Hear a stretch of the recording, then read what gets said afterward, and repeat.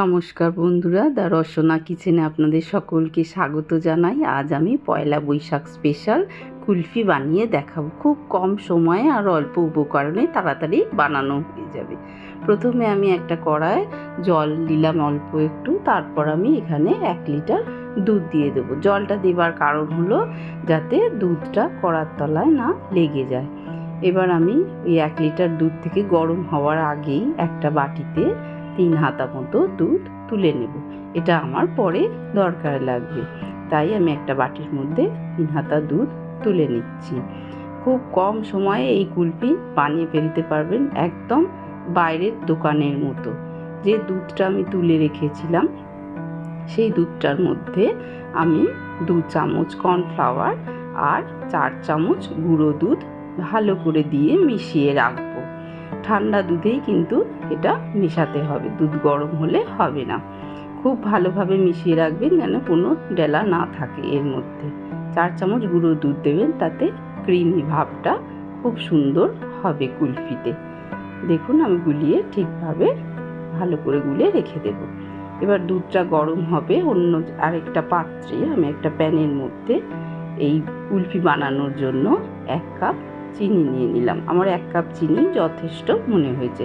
চিনিটা দিয়ে নাড়াবেন না প্রথমে, যখন দেখবেন চিনিটা গলতে শুরু করেছে তখন এইভাবে চিনিটাকে ক্যারামেল করে নেবেন।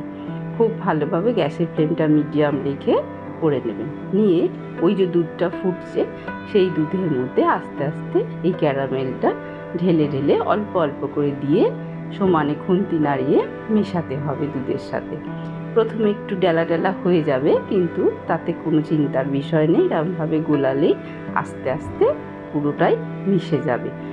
আস্তে অল্প অল্প করে দেবেন, দিয়ে ভালোভাবে দুধের মধ্যে মিশিয়ে নিতে হবে। এরকমভাবে আস্তে আস্তে মিশতে মিশতে মিশে গেছে পুরোটাই আমার।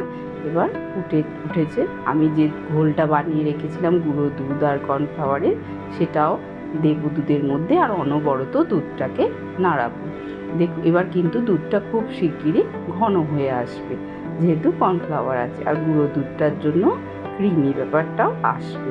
আমার দুধটা প্রায় ঘন হয়ে এসছে। আমি এখানে 1/2 চামচ এলাচের গুঁড়ো দিয়ে দিলাম।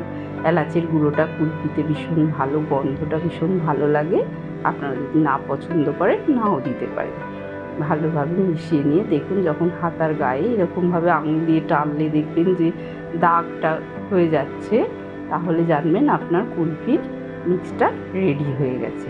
ঠিক এই ঘনত্বে আসলেই আপনি তখন গ্যাসের ফ্লেমটা বন্ধ করে দিয়ে একটা অন্য পাত্রে ঢেলে রাখতে হবে মিশ্রণটা, যাতে ঠান্ডা হয়ে যায়।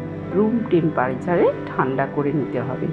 তারপর এইটাকে ভালোভাবে গুলিয়ে নিতে হবে। আমি হাতে করে গুলিয়ে নিচ্ছি, আপনারা মিক্সিতে দিয়েও গোলাতে পারেন। যেহেতু মটকা কুলফি বানাবো তাই আমি এখানে মটকা রেখেছি 6টা।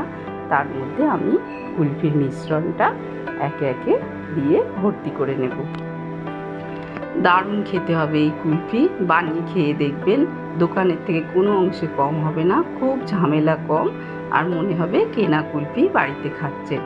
আর এখানে এর উপরে আমি গার্নিশিংয়ের জন্য সামান্য আমন্ড আর পেস্তা ছড়িয়ে দেব।